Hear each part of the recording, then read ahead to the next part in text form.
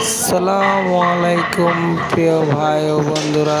এখন আমি যে কাজটা করতেছি এটা হচ্ছে একটি সুপার হাতা।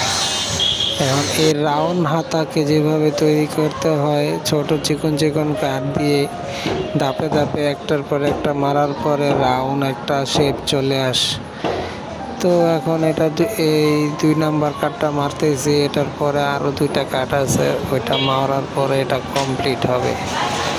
তো কীভাবে আমরা রাউন্ড যেইগুলা ওই জায়গায় এইভাবে বিট দিয়ে বাটাম দিয়ে কীভাবে একটা মোটা হাতার মতন তৈরি করি দেখেন।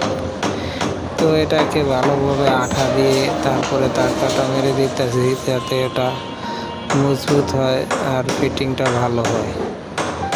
তো এটার সম্পূর্ণ ভিডিওটা পাবেন। এখনও এটার কাজ চলতেছে, তো যখন কমপ্লিট হবে এটা একটা